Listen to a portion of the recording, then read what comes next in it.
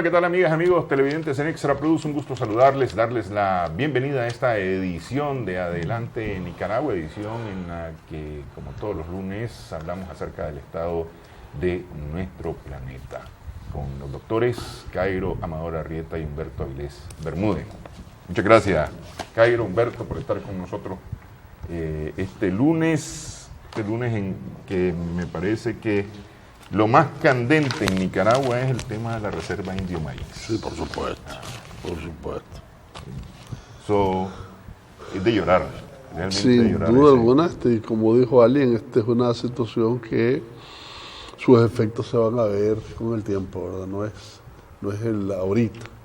Y que en una situación de cambio climático aligera toda una serie de situaciones, ¿verdad? Esta mañana se había hablado de Spanish Creek y Halover como comunidades que podían estar en peligro, pero más tarde, antes de entrar al programa, ya salió una comunicación indicando que están fuera de peligro estas dos comunidades, que sin embargo hay otra más cuyo nombre en este momento se me escapa. La más cercana es Siempre Viva, pero cuando empezó el incendio no corría peligro inminente.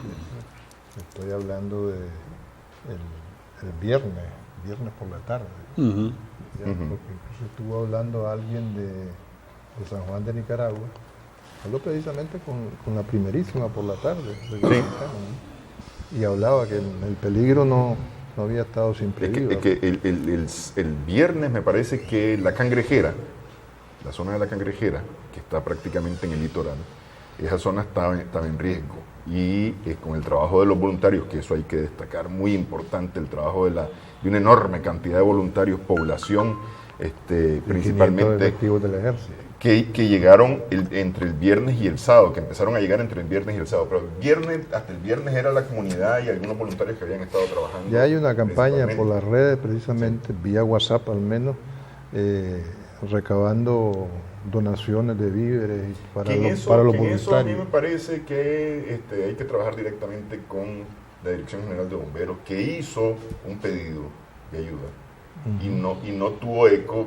No sé, pues de alguna manera hay otros que logran calar más en las redes sociales, pero sí hizo un llamado pidiendo ayuda, pidiendo agua, principalmente agua para los efectivos que están allá.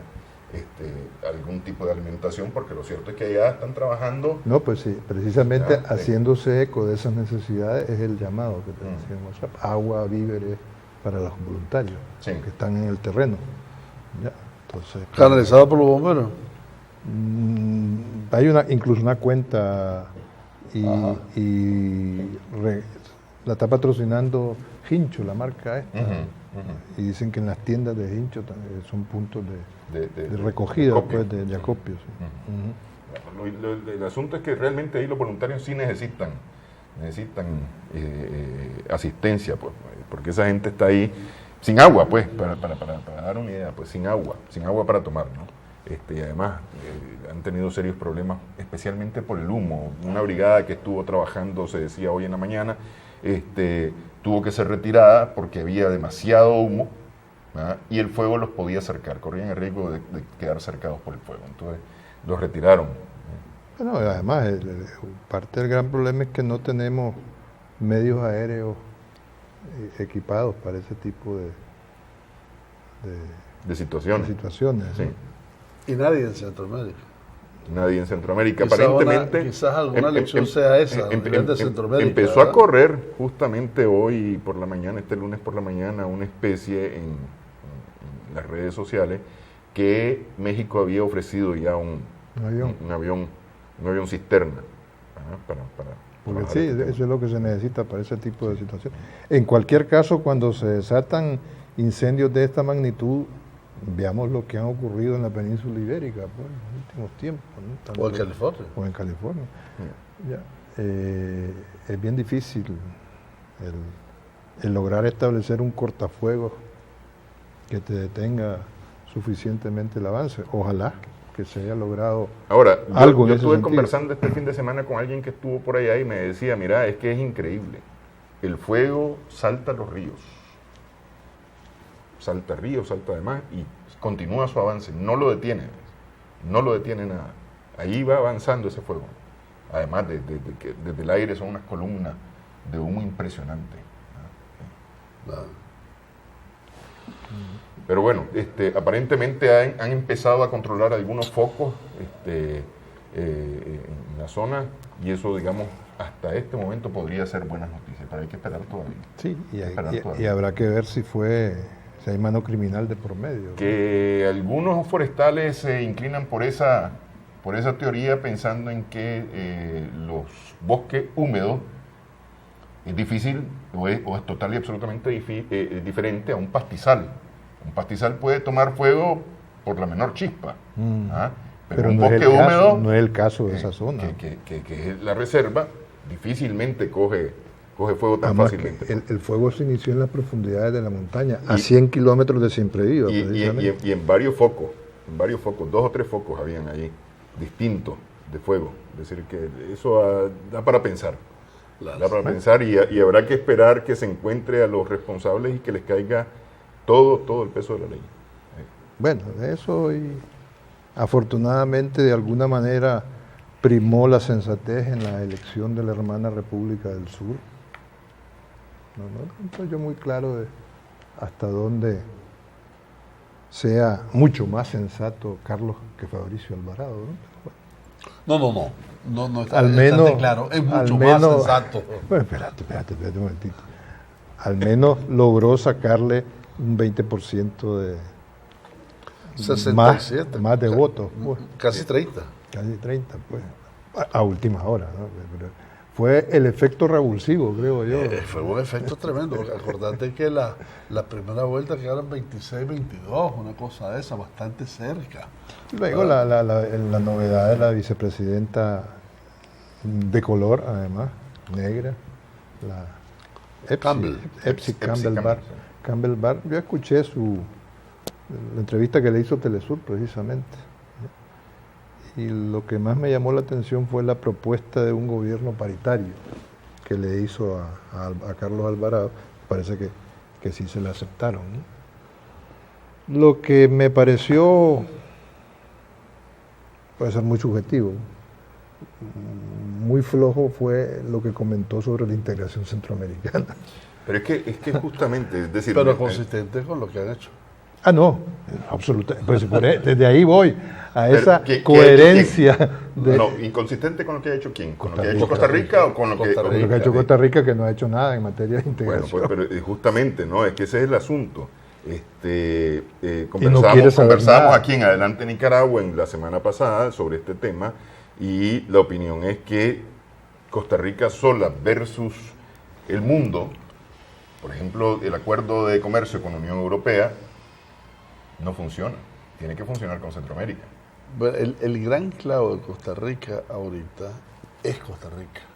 O sea, la necesidad de una reforma fiscal N veces postergada es ya constitutiva de 2 Costa Ricas diferentes, la que tiene una vocación de exportación con la zona franca y demás, y lo que es la pequeña y mediana empresa y demás locales. En términos incluso de salario. Es más, fíjate que estaban hablando del deterioro de la educación en Costa Rica, que ha sido una de sus banderas desde hace muchísimos años. Yo creo que todavía sigue siendo buena, pero que de alguna manera sienten que ha venido deteriorándose. La infraestructura vial de Costa Rica. Alguien estaba precisamente ayer hablando con alguien que vino a Costa Rica, me dice, y que además no es muy, por decirte políticamente, adepto a las políticas de este gobierno. Dijo, una cosa es una cosa y otra cosa es otra cosa. Nicaragua tiene la mejor red vial de Centroamérica, y la peor, Costa Rica. De eso he oído yo varios comentarios acerca de la red vial costarricense, pero también escuché comentarios acerca de mejoras en la red vial costarricense, especialmente en los últimos 2 años. Sí, por la costanera. Sí. O la trocha de la Chinchilla. Pues no sé, la trocha de la Chinchilla más bien es uno de los grandes fiascos viales. Por favor. No, pues, Costa Rica. como las mejoras se hayan ejecutado de esa manera, está mal realmente la red vial. No, pero alguien me comentó que estaban trabajando en Costa Rica en esa... Pero bueno, Pero en cualquiera de los casos, resalta el hecho de que el legislativo no lo controla nadie. ¿Ah? Y ahí es donde ha sido el coladero y el atolladero más bien de toda una serie de reformas que todavía no han nacido y que han sido permanentemente postergadas. Eso quiere decir que necesariamente Liberación, en este caso, que sería el más afín a Carlos Alvarado, o también Pisa con su social cristiano, necesitan hacer una alianza. Sin alianza está difícil que se aprueben todas las reformas que Costa Rica está necesitando en estos momentos. Y es una forma, sería la única forma armoniosa del Ejecutivo y el Legislativo de echar a andar instrumentos de desarrollo y de crecimiento económico. Pero es que esas alianzas vienen funcionando y son las que han permitido justamente que Carlos Alvarado se levante con esa diferencia de más de 20 puntos con respecto a Fabricio Alvarado. Y a Liberación Nacional, en la conformación del gobierno, le dijo: no participo en la conformación del gobierno, pero sí te voy a apoyar en el legislativo. Está por verse. De hecho, la reciente historia de Costa Rica ha sido una división permanente en el legislativo. Eso es precisamente lo que se trata o debería de tratar de alguna manera resolverse alrededor de alianzas políticas que no han habido en los años anteriores. Ahora, y otra cosa es cierta: partidos políticos tradicionales, Liberación y Social Cristiano, ya por segunda vez están...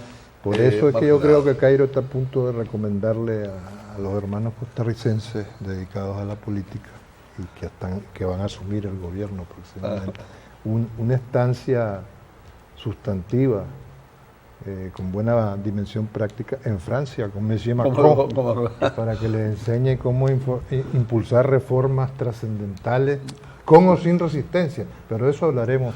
Pero más bien en Hungría, que acaba de ganar Toquemos Europa, vámonos para Europa tras la pausa en esta edición de Adelante Nicaragua, edición en la que conversamos con los doctores Humberto Aguirre Bermúdez y Cairo Amador Arrieta.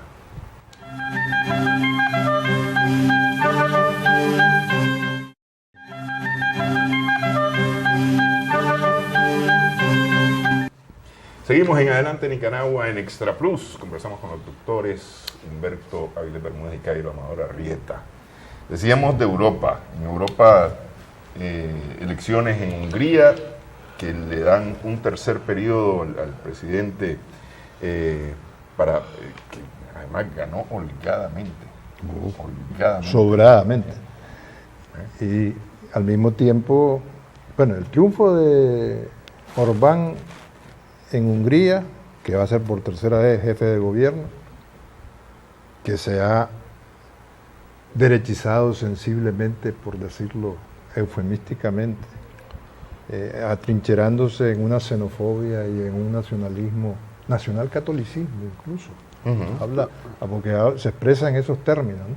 Y es capaz, en cualquier momento, ya lo hizo en el 2011, de reformar otra vez la Constitución para fundamentalizar, si cabe la expresión, aún más la disque expresión populista de su régimen. Pero que lo más preocupante no es solamente lo de Orbán. Orbán viene después de lo que ocurrió en Italia, en marzo pasado.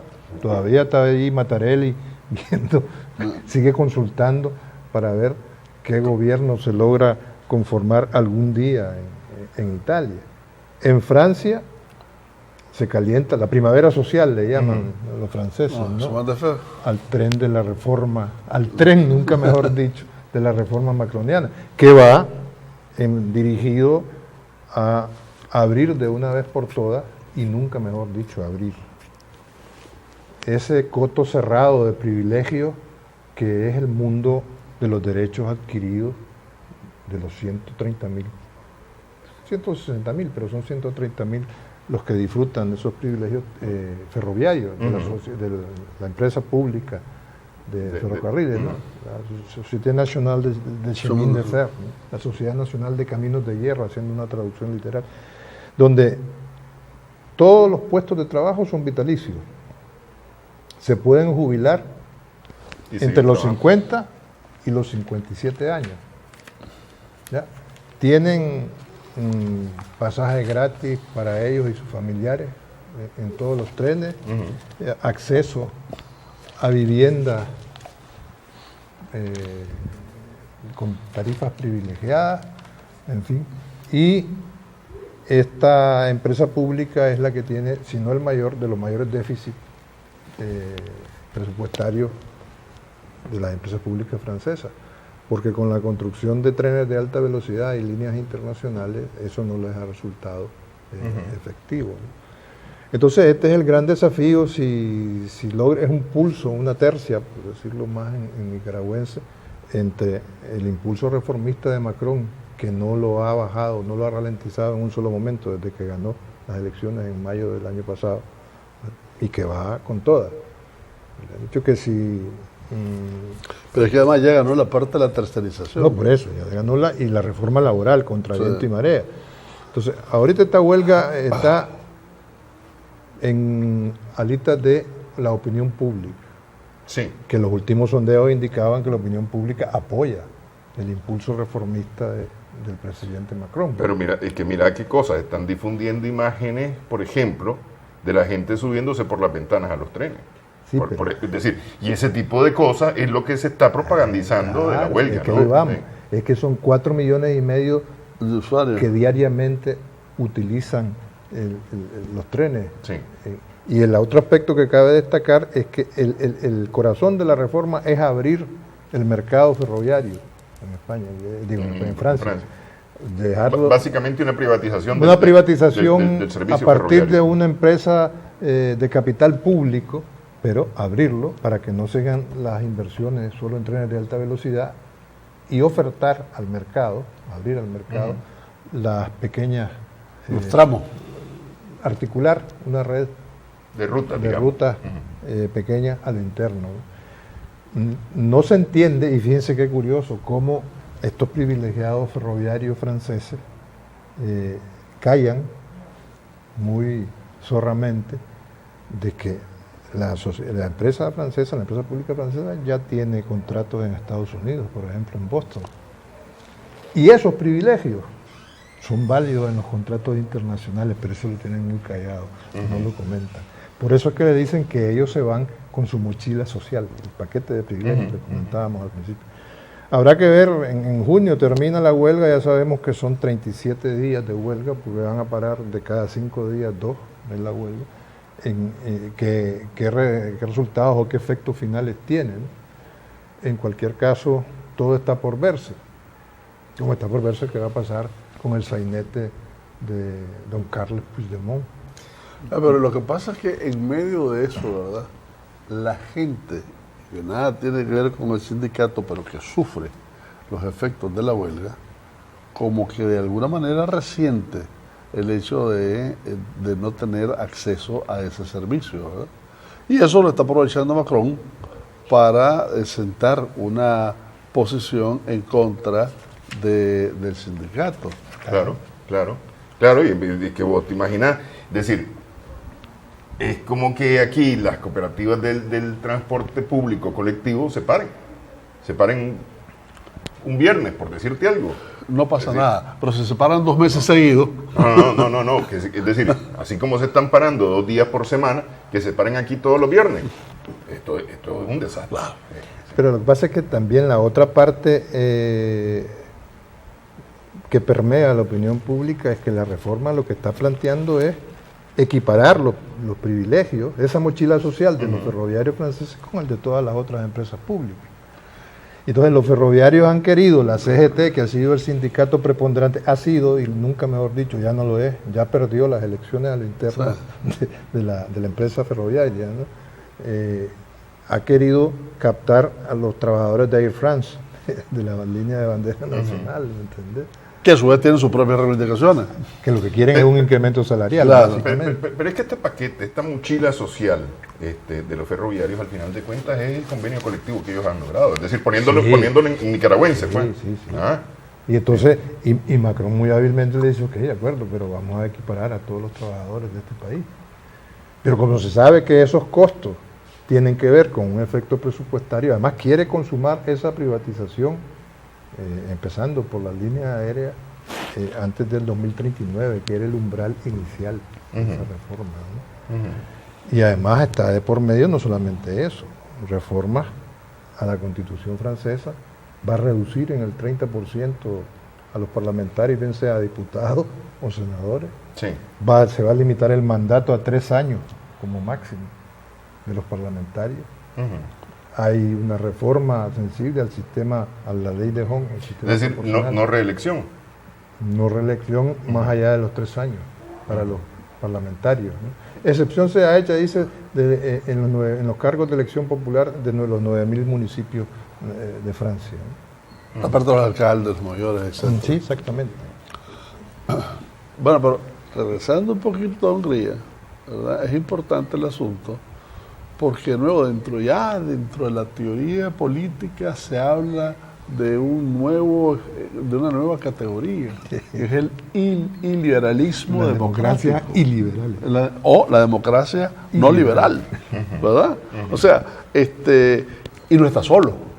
Polonia está en esa misma... El grupo de Visegrado, exacto. que ¿verdad? son los países ex socialistas, como el lenguaje de la prensa derechista europea, comenzando por el país, ¿verdad?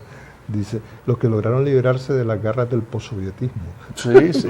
Ahora, no deja de llamar la Fueron atención. acogidos en la Unión ¿Por Europea. qué en esa zona, precisamente que estuvo hasta 40 y tantos años bajo la égida de una ideología socialista, sean hoy por hoy los más derechistas de Europa? ¿Ah? Será tópico de otro momento, pero llama la atención. En cuanto terminaron las elecciones, Wilders de Holanda llama felicitando, Le Pen llama felicitando, Kurz, el austríaco. el austríaco manda felicitando, el belga de Flandes llama Salvini, felicitando, el de la el Liga italiano, y diciendo casi todos ellos que van a retomar la actitud en cuanto a las leyes migratorias que está teniendo Orbán. Incluso uno dice, Orbán es el líder más popular de Europa y el principal dolor de cabeza de la Unión Europea. Sí, porque es que hay que recordar, cuando empezó todo este drama, o estaba empezando todo este drama de los migrantes, aquella cerrada de fronteras de Hungría, ¿verdad? Incluso aquella periodista que agarra patadas a un migrante que va corriendo. Que ahora está con el Madrid, ¿no? Sí, correcto. Uh-huh. Sí. Entonces, No, es que el primer gobierno de los socialistas, de la era postsocialista integrado a la Unión Europea, que se opuso a la política migratoria, al régimen de cuotas, sin ir más lejos, fue el húngaro. Sí. Sí. Y además no ha cumplido nada, ninguna de las Y no va a cumplir. de ¿no? las Pero recomendaciones. te doy otra peor todavía. Orbán gana con 48.9% de los votos, en una situación en que más del 75% votaron. O sea, fue una alta, no hubo mucha Participación. abstención ahí. ¿Ah? Y el segundo es un partido del Jobbik, que es más allá a la derecha que el propio Orbán, y tiene el 20%. Unime los dos y casi estás hablando del 70% del electorado. Claro, los otros candidatos dicen de que no fue muy justa porque de alguna manera el gasto de propaganda de Orbán y su acceso a los medios fue mayor que los otros, etcétera. Pero te voy a decir cómo lo describieron el gobierno pasado, las elecciones pasadas, cómo la describió la Unión Europea, que es una descripción totalmente así como contradictoria, ¿no? Se llaman, las elecciones, dicen, fueron libres pero no justas, ¿verdad? Y en este caso dicen de que está dentro de lo razonable, pero que estuvo un tanto desbalanceada. O sea, las dos cosas, mirá cómo se conjugan, ¿verdad? Porque eso parece un oxímoron, libres pero no justas, ¿verdad? Es bonito pero es feo. Sí. Sí. No, pero Europa obviamente no la tiene todas consigo, porque después del alboroto artificial, yo lo veo cada vez más artificial, de que si se envenenó a Skripal, al ex espía ruso, o sea, ya es que clama al cielo, por no decirlo de otra forma. Ya recuperó, salió del estado de coma, él. La hija está a años luz. Y la papata se murió. No han presentado una sola prueba de que el agente ese tóxico, Negushov, puede haber sido descubierto o elaborado la primera vez en Rusia. Pues, ¿no? Pero la Organización para la Prevención del Uso de las Armas Químicas... Que excluyó a Rusia de la investigación. Exactamente, la excluyó, no aceptó la participación de Rusia, ha certificado en diversas ocasiones que Rusia había destruido su arsenal químico. Es que lo que pasa es que, independientemente de que no sea verdad, si se usa para un determinado fin político y se logra ese determinado fin político, eso era lo que quería. No, pues, pero lo que es evidente, si parece que estaban comiendo en un parque el Skripal y la hija y lo pasaron rociando. Así fue. Y esta recuperación... Como la hermana Kim Il-sung. Esta recuperación del padre y la hija no sería posible si no hubiesen tenido a mano los antídotos correspondientes. Sí. Entonces, en el mejor de los casos es muy sospechoso. Y en cualquiera de los casos, encima de eso, se sube Estados Unidos al vagón que nada tenía que ver, ¿verdad? Y expulsa 60. No, sobre pretexto del envenenamiento, desatan una crisis diplomática sin sentido, pues, acelerando expulsiones de un lado y de otro. Más de 100 diplomáticos rusos expulsados de Europa y de Estados Unidos. Pues. Y ahora que hablemos de la crisis de la justicia europea a propósito de Puigdemont en Alemania y la originalísima sentencia del Tribunal de Schleswig-Holstein para... Hagamos la pausa para tocar este tema que Humberto desde temprano está queriendo tocar. Regresamos en breve en Adelante Nicaragua.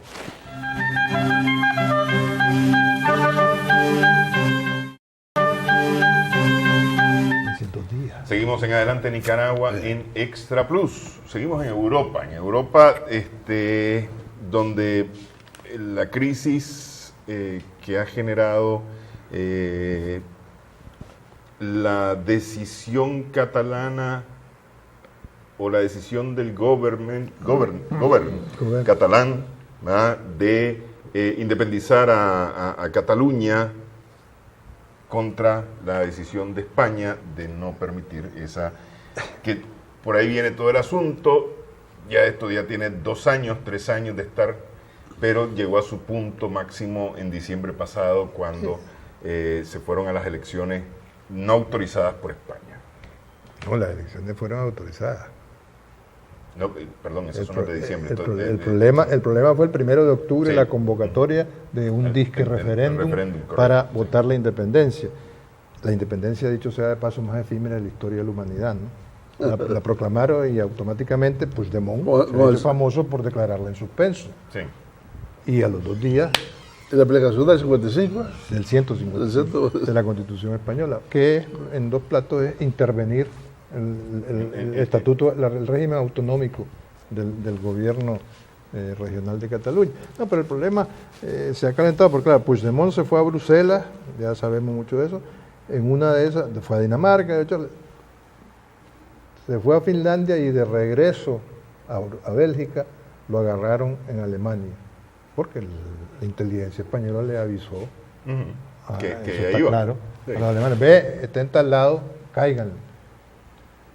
Y ahora Puigdemont sale en libertad con la decisión judicial de un nivel regional. 3 magistrados de la Corte de Apelaciones, por utilizar una expresión más nuestra, para que entiendan, de Schleswig-Holstein, un Land, una región alemana, contradicen no solamente la orden de detención europea, un instrumento acordado por los todavía 28 socios de la Unión Europea, ¿verdad?, que hay una orden de detención europea contra Puigdemont y los otros 4 que se fueron con él. Pero bueno, en este caso, centrémonos en Puigdemont.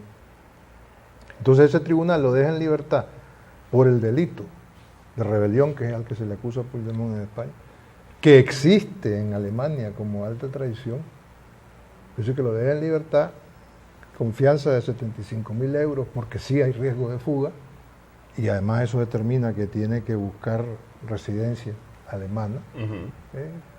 Un arma de dos filos, es un efecto mariposa si lo vemos desde otro punto de vista. Entonces, que lo deja en libertad porque en Alemania se llama alta traición, lo que en España es rebelión, pero que no lo ve, no lo aprecia. Además, en 48 horas, 3 magistrados van contra la jurisprudencia, no solamente del Tribunal Supremo Español, sino de la propia justicia alemana, que en circunstancias similares, en antecedentes ¿Por qué similares... contra el Tribunal Supremo Español si todavía no se ha abierto juicio contra Puigdemont? ¿Cómo que no se ha abierto juicio? Es decir, perdón, el juicio está abierto, pero no Puigdemont no, sí, bueno, no, por eso está procesado. no lo han juzgado, pues, No, como pues, tal. contra el criterio, se está reconociendo que hay rebelión. ¿Qué es lo que la Fiscalía dice? Por eso, que hay rebelión, que es lo que señala España. Y en Alemania se llama alta traición. Pero que no, que lo dejan en libertad. Sí, porque consideran que porque no no hay hubo mérito. violencia. Sí. No, o sea, la celeridad con que en 48 horas un tribunal regional echa por tierra jurisprudencia de tribunales supremos, no solamente alemanes, sino que además europeos, españoles. Y eso es el antecedente de una crisis en el sistema de justicia europeo. Porque ¿cuál es el siguiente paso? Ya seguramente el gobierno español está recurriendo a esa sentencia, en lo particular, por lo que de la libertad bajo fianza de Puigdemont por el delito de rebelión, ante el Tribunal de Justicia Europeo. Sí. ¿Entendés? Que ahora queda todavía por examinarse, que no está libre y por examinarse, ahora van a tardar más. De hecho, ya están tardando más en estudiar la otra acusación de corrupción por malversación de fondos públicos, de utilización de fondos públicos para el referéndum fallido del 1 de octubre del año pasado. Pero ya están tardando más que para una decisión más relevante desde el punto de vista de la jurisprudencia y los criterios jurídicos. Entonces eso es lo que llama la atención, entre otras cosas, ¿no? Y el efecto inicialmente reconfortante de la Unión Europea cerrando filas en torno al gobierno español, ¿ya? De que están obligados a colaborar, ahora es al contrario, hoy por hoy. Y mientras tanto, ¿qué ocurre? Es que Puigdemont, que es periodista de profesión, está aprovechando cancha para seguir robando cámaras. Cuando lo empezaba a olvidar todo el mundo, porque llevaba cuando se fue a Bélgica, 5 meses en el aire, y le estaban criticando que había alquilado una mansión en Waterloo y todo eso ahí en Bélgica, y ya estaba un poco harto de él, ahora adquiere rating, por así decirlo, y está en el prime time de la noticia. Pero eso no es todo, ¿no? Para que terminemos con el tema catalán. Renuncia Puigdemont a su candidatura, delega su voto en el Parlamento catalán para los efectos de investidura de un posible presidente. El presidente del Parlamento catalán, Torrent, que es discípulo de Puigdemont, convocó a la sesión de investidura para el viernes próximo. El posible candidato inicial, que era Jordi Turull, que fue ministro del gabinete... Y que es uno de los Jordi detenidos. Sí, espérate. Era el candidato de reemplazo, pero como se pronuncia y le dicen, no, si está preso no puede ir, a no ser que el juez le autorice, y el juez dijo que no lo iba a autorizar a asistir al Parlamento. Entonces renuncia Turull y dice que él propone que sea el Jordi Sánchez, que ya había sido, que era el número 2, pero que también está preso. Sí. O sea, es un sainete. ¿Por qué? El presidente del Parlamento catalán, Torrent, convoca para que se vote la candidatura de Jordi Sánchez. O sea, por eso yo lo califico del sainete catalán, pues, en el mejor de los casos. No, Junqueras sigue preso. Sí. No pero todo esto de alguna manera, es decir, al no lograr los votos suficientes para investidura, él tiene un plazo. Sí, no, Torrent tiene un plazo. Sí, sí. Y una vez que venza ese plazo, que es lo que parece que va a suceder, Va a haber que convocar a nuevas A ver, elecciones. para que estemos claros, si el 28 de mayo no hay gobierno catalán conformado, con investidura, bueno, es lo que tendría que ser, no hay candidato que logre ser investido, hay que convocar Sí, porque, elecciones. es decir, aquí lo que había era que mientras no se convocara a la sesión de investidura, podía correr tiempo. Pero no, ya el tiempo ya empezó a correr. Pero porque se convocó a la primera sesión. Exacto. Así Ah, es. Sí, por eso. Es decir, Fallida, pero se convocó. todo aparenta que van buscando una nueva elección. Sí, pero entonces ahí hay un rejuego muy serio. Dice, pues sí, ¿por qué la que sacó más votos, la de Ciudadanos, la Inés Arrimada, no se lanza? No se presenta la candidatura. Dice, a ver, ya, porque en el mejor de los casos es un arma de muchos filos, hoy por hoy presentarse en esas circunstancias. Y por si fuera poco, ya lo que pasa en Cataluña es el escándalo de la presidenta del gobierno autónomo de Madrid, la señora Cifuentes, que dijo que había hecho un máster en Derecho Público, en Administración Pública, con un acta falsificada. Entonces ahí están el PSOE y Ciudadanos pidiéndole que dimita, y ella dijo todavía el fin de semana pasado en Sevilla que había una convención del PP, que ella no dimitía, que no había hecho nada ilegal. O sea, ya es como... Por lo menos aquí en Nicaragua se llama falsificación de documentos públicos y privados. No, ya la fiscalía de la jurisdicción correspondiente está actuando. Y mientras tanto, me ocurren todas esas cosas. Y a Lula, sin mayores argumentos que las convicciones del fiscal y del juez Moro. Hagamos la pausa para hablar de esas convicciones y el futuro de Brasil con un expresidente Lula que desde el sábado está guardando prisión en una ciudad al sur de Brasil. Regresamos. En Curitiba.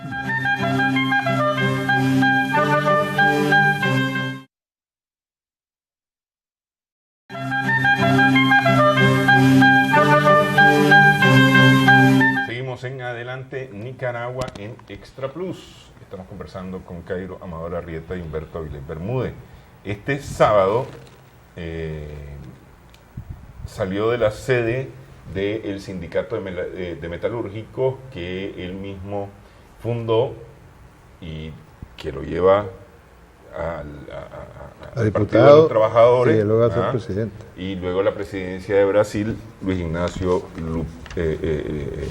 Lula, ¿no? Ignacio da Silva Lula, que sale del sindicato para entregarse a la policía y es trasladado a la sureña ciudad de Curitiba, donde está desde el sábado en prisión. En prisión que según lo que se ha explicado es el inicio de los 12 años 9 meses para lo que lo condenó el juez Sergio Moro. Que el viernes, después de la decisión del Tribunal Supremo Federal de no admitir el recurso habeas corpus que había introducido Lula, mientras resolvía varias instancias judiciales en apelación, básicamente, ¿no? Para ponerlo en términos muy sencillos, al no tener esa aprobación, Sergio Moro le dice, bueno, tenés que presentarte, tenés 24 horas para entregarte. Que decían el viernes a las 5. Sí, y pasaron 26 horas después del plazo dado por Sergio Moro, el juez Sergio Moro, antes que se entregara. Decimos que esto es, no lo decimos, es una condena por convicción más que por prueba. Lo que deja muchos sinsabores. Y no es de ahorita, esta condena no es de ahorita. Sí, ahorita nada más es el tema de meterlo a la cárcel. Pero en todo esto hay varias cosas. Este es el tema, por ejemplo, lo último, cuando lo trasladaban en avión de San Bernardo para Curitiba, la conversación entre la torre y el avión, por ejemplo. Tirar esa basura por la ventana. No nos traigas eso de regreso, decían desde la torre. Sí, pero es que volvemos a lo mismo. Una sentencia a 12 años y 9 meses de cárcel basada en elementos de convicción. Eso es inaudito. Porque es que me remito al último discurso de Lula antes de entregarse. Cuando le preguntan, le dice, ¿pero por qué te vas a entregar? Dice, porque yo no estoy por encima de la justicia. ¿Ya? Si no creyera en la justicia, pues yo no habría hecho un partido político, me habría propuesto, o haría la revolución. O habría propuesto la revolución. Dice, para eso no hubiera fundado un partido político. Y se detiene, y es donde dice, a propósito, dice, lo que no puedo admitir es un fiscal que hizo un PowerPoint, se fue a la televisión, o Globo en particular, a decir que el PT, el Partido de los Trabajadores, es una organización criminal que nació para robar al Brasil y que Lula, como es la figura más importante del partido, es el jefe de la banda, pues y por lo tanto, si Lula es el jefe, no puedo admitir que el fiscal diga, yo no necesito de pruebas, yo tengo la convicción.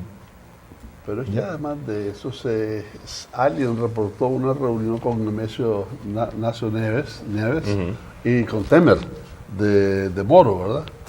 Pero al final del asunto, este es un juicio político. No, pero totalmente. En donde el gran cargo, que además Lula es totalmente responsable, es tener más del triple de apoyo y de intención de voto que el segundo, que ahí viene la otra parte. O sea, es de tenerlo como de lugar. Exacto. De evitar que sea candidato. Porque el segundo, además, y ahí viene la parte que yo creo y considero más delicada de toda esta vaina. Bonarotto, Javier Bonarotto, el de Sao Paulo, ex general del ejército, ¿verdad? Y además con unas CNN, por no decirte un medio de comunicación que sea cuestionable en términos de su ideología, etcétera, ¿verdad? CNN expuso lo que el tipo decía. ¿Por qué estamos con tantos problemas? Porque cuando los torturábamos tuvimos el error de no matarlos, por ejemplo, ¿verdad? De manera que, y ese tiene como... Pero además lo publica como lo más normal del mundo. Lo publica como lo más normal del mundo. Como que sí, además es cierto y es justo y es necesario. Y dicho sea de paso, también es evangélico, ¿verdad? Que es una connotación que es interesante. Y por último, de cara a las elecciones que ya vienen, ¿verdad? A mí me parece que es claro que lo que pretenden no es echar 12 años y 12 días a Lula en la cárcel. Sí, evitar a como de lugar que sea. Es evitar a como de lugar que él sea el candidato, pero ya lo dijo él antes de irse. Aquí hay muchos Lulas, ¿verdad? Cada uno de ustedes va a caminar en ese camino. Y hay 2 o 3 candidatos del PT que pueden sustituirlo, pero lo más importante es, si bien es cierto que ellos no tienen no tienen el carisma ni la popularidad de Lula puede hacer una cosa como la que pasó en Birmania con la señora Sun Aung, que le prohibieron correr. Le prohibieron correr, pero ganó las elecciones. Sí. A través de, en este caso, de su médico personal, ¿verdad? Digo, es una consideración que... Bueno, pero ahí estaba, en ese discurso del sábado temprano, ahí estaba Dilma al lado de él, pues, y él se fue en elogio con Dilma, y le dijo que él estaba de por vida agradecido con ella por el servicio que había prestado en Brasil. Pero hay 4 cosas que son importantes para entender toda esta vaina. Primero, ¿qué fue lo grande que hizo Lula? Por supuesto, erradicar la pobreza en más de un 40-50%. Creó una clase media, ¿verdad? Segundo, se opuso al tratado comercial con Estados Unidos y América Latina. Tercero, fue factor clave en la creación del CELAC. Cuarto, tuvo incluso en política exterior, tuvo algo que ver, o quiso, o por lo menos propuso, con el asunto del tratado de Irán, el tratado nuclear con Irán, a propósito del plutonio, etcétera, ¿verdad? Quinto, la popularidad después de dos veces en el gobierno de Lula, hombre, alcanzaba el 85, casi 90%, lo cual es un récord en la historia de Brasil. Sexto, integró a Brasil al BRIC. E impulsó el BRIC. Sí, claro, sí. ¿Verdad? Sí. De manera que no en balde es BRIC, empezando con B. a lo que voy también es que efectivamente América Latina y gran parte del mundo también hay una fisura muy grande. En chiquito lo viste en Costa Rica. ¿Perdió Fabricio? Sí, perdió Fabricio, pero es la segunda fuerza del país. Sí. ¿Ah? En Alemania, ¿perdieron los derechosos? Sí, perdieron, pero son la segunda fuerza del país, la segunda fuerza política. O sea, el conservatismo, de alguna manera, efectivamente está teniendo un auge. Sí, pero en Italia no perdieron. Ni en Austria. En Austria realmente perdieron. ¿Qué? Ahora ganaron. Claro, estoy recordando lo que no han perdido. Claro. Y en Francia, las mejores votaciones que han tenido en su historia. De manera que se plantea entonces una situación en América Latina que de alguna manera está antecedida por los Macri, por Piñera, por lo que le pasó a Kuczynski, etcétera, ¿verdad? Y que señala a un recrudecimiento de la situación política en Brasil, con la intervención del ejército, que lo considero gravísimo. Sí. Dije que Ferona fue general, ¿verdad? Sí. El general comandante en jefe del ejército y hizo un pronunciamiento que después se le agregaron 3 o 4 más. No, ¿cuál 3 o 4? Prácticamente todos los jefes inmediatamente después de él le dijeron a sus órdenes, jefe. Sí. Y habla de un respaldo a la constitucionalidad del país. Para Amnistía Internacional se trata de una intimidación al Poder Judicial en Brasil, con graves consecuencias por la dictadura militar. Y una amenaza de involución a los tiempos del sable, del poder del sable, descarada. Y si le sumamos los comentarios del controlador o controladora de la torre al piloto del avión en que trasladaban a Lula, más que peor, pues. Sí. Entonces, a estas alturas es inconcebible, pero es así. Y ese nivel de odio manifiesto en las expresiones utilizadas en la comunicación con el avión, ¿no? Encima de todo eso, ¿verdad? Te doy un ejemplo. Esto viene del proceso de México de esta semana. Y este es Uribe. Sí. ¿Verdad? De Colombia. Uribe de Colombia. Sí. El expresidente colombiano que más procesos penales acumula en su contra y el que más excolaboradores y familiares tiene en la cárcel bajo investigación o huyendo de la justicia. Son 28 cargos que van desde violación hasta muerte, hasta narcotráfico, hasta peculado, etcétera, etcétera, etcétera. ¿Y cuál ha sido lo que le ha pasado a Uribe?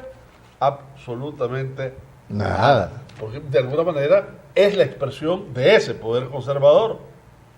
Y además del control del Estado. Y el control del Estado. Que ahí te das cuenta de la poca independencia de poderes. Y te das cuenta del discurso doble, ¿verdad? Incluso con lo que estaba hablando Humberto, con el asunto de Alemania, ahí esa línea recta de la justicia no está tan recta últimamente. Es que ese es el problema, la distorsión de la justicia. Y ¿de qué acusan los europeos, los miembros de la Unión Europea, a Orbán, con el que empezamos hablando de Europa? De distorsionar la democracia. Distorsiones democráticas. ¿Ya? Pero avalan diciendo que fue una elección libre, pero no justa. Sí. Pero es que eso tiene que ver con el rasero, con la vara con que se están midiendo las cosas. Para esto yo tengo esta vara para medir y para aquello tengo esta otra vara para medir. Más que vara, yo creo que hay una correlación de fuerza que efectivamente se está confrontando, que va a salir confrontándose en más de alguna situación, entre la parte conservadora de las élites sociales y gran parte de la grey religiosa, dígase los evangelistas, etcétera, etcétera, contra lo que es una visión mucho más liberal y mucho más progresista del mundo. Bueno, ¿y qué viene a decir Trump a Lima? Exacto. En una Lima sin Kuczynski, que acaba de pasar una crisis tremenda institucional, que llegó el primer vicepresidente, que estaba que esa es una cosa de lo más rara. El primer vicepresidente estaba embajador en Canadá. Es decir, ¿qué hace el vicepresidente? Además, un hombre que no tiene partido. Es Y, entonces, independiente. y se lo mandan a traer pues para nombrarlo presidente ante la renuncia de Kuczynski. Vizcarra, de apellido. Bueno, primero, antes que nada, ¿y qué poder o qué prerrogativa tiene Perú, que es sede de un evento que es americano, para decirle no va a venir el presidente de Venezuela, si eso lo tiene por derecho propio? Así es. Otra cosa es que Piñera, por ejemplo, en la toma de su posesión diga no quiero que venga Maduro. Y está en su derecho si eso es lo que él quiere. Pero que le impidan la entrada a un presidente de América Latina, hombre, estás quebrando el espíritu mismo de esa reunión. Así es. No, ¿y cómo le puede seguir llamando cumbre con esos antecedentes? Pero bueno. Sí. Por un lado. Y por el otro, la situación en que está América Latina en esta octava conferencia, comenzando por el país anfitrión, como dijiste vos, ¿verdad? Kuczynski se acaba de ir, un presidente de que fue electo popularmente, que lo destituyeron. Olvídate de los casos de Odebrecht y todas esas cosas. A él lo hubieran destituido antes si no hubiera cedido a liberar a Fujimori. Y ahí no estaba, ahí no había los cargos que le está imputando ahora. Brasil, ya hemos hablado sobre eso, pero por favor, ¿verdad? Brasil es la potencia latinoamericana. A eso le agregan Venezuela, que también tiene muchísimos problemas. Agregale Colombia, que está en una situación confrontativa con respecto al acuerdo de la FARC y de todo lo que se ha venido adelantando en Colombia. Agregale México, que México además tiene 28 muertos ya de candidatos entre alcaldes, gobernadores, senadores y diputados, ¿verdad? 28 muertos hasta el momento. Y es desde que empezó la campaña hace 2 desde que empezó semanas. la campaña hace 2 semanas. Pero todo eso que ha dicho Cairo, no olvidemos que Mr. Trump llega a Lima acompañado por un señor que se llama John Bolton. Ah, sí.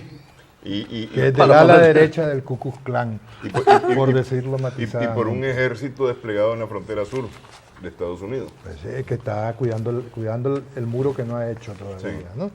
Entonces, ¿de qué estamos hablando? Un consejero de Seguridad Nacional que aprovecha que es el único cargo en que se acomoda porque no lo tiene que ratificar el Senado, porque no lo ratificaron cuando fue embajador nombrado por Bush padre en las Naciones Unidas y tuvo que renunciar cuando se le vencía el plazo para que otra vez tuviese que ser ratificado ese cargo.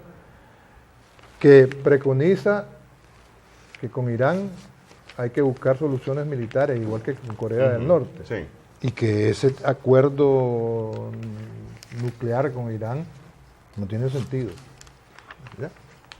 ¿Qué va a ir a hacer Trump? Dice que a reunirse con Kim Jong-un. Pero además, con qué estatura moral va a hablar de alguien o contra alguien. A propósito de lo de México, mira cómo el artículo este. El camino a las urnas se llena de cadáveres, ¿verdad? Aparte de la conexión con el narcotráfico de los políticos, el dinero del narcotráfico alrededor de todo esto, etcétera. De manera de que estamos hablando al final. O sea, lo interesante, lo único interesante que veo de la cumbre hasta hoy es la presencia de Raúl Castro Y de Donald Trump en el mismo evento. en el mismo evento. Okay, va Sánchez Serén también, pues. Pero es que Trump no tiene el mismo problema que tiene con Raúl Castro. Pues por eso te digo. Pero bueno, el elemento más atractivo es la coincidencia a propósito de la cumbre de Trump Que y ya Raúl Trump Castro, anunció que no que va de tiene- salida, sí. que entrega ahora en abril. Sí, que pero... que cuidado le hacen la misma a Raúl que la que le hicieron en México a Fidel. Que lo corran. Sí. Lo que le dice que no puede aterrizar. Bueno, No, se aterrizó. Necesito que te vayas. Sí, que le llamó Fox, la llamada de Le Fox, dijo, sí. necesito que te vayas, sí. Pero, capaz por ahí sale el asunto. Pero también tampoco Pero se mira- escapa de todo esto. Acordate que Trump está echando para atrás todo lo que Obama adelantó con Cuba. ¿verdad? Sí. Pero una pregunta. Santos confirmó que va a llegar porque había dicho que no iba, de acuerdo, por la crisis que había Entiendo que en confirmó. Macri había dicho que tampoco iba. Creo que Temer no iba. No sé si Piñeiro iba. Entonces no es cumbre. ¿De quién va a ir? Habían dicho que no iban por el tema de la crisis. Que posterguen la cosa, porque entonces ¿quién va a ir? ¿Ah? No está Santos, no está Temer, no está Macri. No, no pero está pregunto, el otro. ¿confirmaron que van a asistir finalmente después de Ahí la salida de Kuczynski? hay una lista de confirmados. Pero en cualquier caso, ya hoy es lunes y eso empieza el viernes. No, termina el viernes. Empieza mañana. Empieza mañana. Bueno, peor me lo pone. Sí. Sí. No, es que yo estaba pensando en 13 y 14. ¿no? Y eso, ahora, el Trump, que siempre acostumbra ponernos a un tuit de cualquier crisis, ¿verdad? Está con las manos llenas y lo están atacando por todos lados. ¿De qué no sabemos? ¿Llenas de qué? Es por convicción. Sí, es por convicción. Está abriendo, como le dijo un senador republicano este domingo en televisión, está abriendo demasiados frentes al mismo tiempo. Pues si por último un incendio en la Torre Trump dice que no habían extinguidores porque él dijo que ese era un gasto inútil en su día. Venís embebido de un montón de cosas. Vamos a tocar el tema México en el próximo programa porque ya ahorita ya nos quedamos sin tiempo, porque de México hay bastante que hablar. Ese es un berenjenal enorme. Solo déjame enseñarte esto que no lo voy a traer la próxima semana, ¿verdad? Y es la famosa manifestación que hubo hace 2 semanas alrededor de las armas. En Estados Unidos. En Estados Unidos. Sí. Está en Washington, ¿verdad? En contra de las armas, En más que contra de las alrededor. armas. Quiero decirte que hubo en las principales ciudades de Estados Unidos, hubo más de 1 millón de personas movilizadas. ¿Ah? Y eso, a juicio de muchos analistas, no debe pasar en balde porque sí es verdad que en este caso la convocatoria fue contra las armas. Fue un movimiento social, fueron padres, madres, hermanos y vecinos que tienen también otros problemas, tienen problemas raciales, tienen problemas con el DACA, tienen problemas con el salario mínimo, tienen problemas con la discriminación de Trump, tienen problemas con etcétera, ¿no? Con el muro, bendito. Sí. De manera que lo importante señalar acá es que de alguna manera un movimiento social de esta envergadura en Estados Unidos no se había dado desde Martin Luther King. Se habían dado pequeños como como Sacramento la semana pasada, problemas raciales y demás, pues sí. Y el LGBTH, lo que sea, pero así de esta magnitud no se había dado desde Martin Luther King. ¿Verdad? Y la dinámica de un proceso social es que vos podés saber cómo comienza, pero difícilmente cómo termina, porque una vez que está estructurado y que ya saboreó de alguna manera la presión que puede ejercer, hombre, esto va a servirle a los afroamericanos, le va a servir a los latinos, le va a servir a los mismos gringos, le va a servir a los ocupadores de Wall Street, etcétera, ¿no? Sí. Dios te oiga porque Trump no. Gracias Humberto Cairo, gracias a nuestras amigas, amigos televidentes por su sintonía en esta edición de Adelante Nicaragua. Esperamos que el programa haya sido de provecho para ustedes.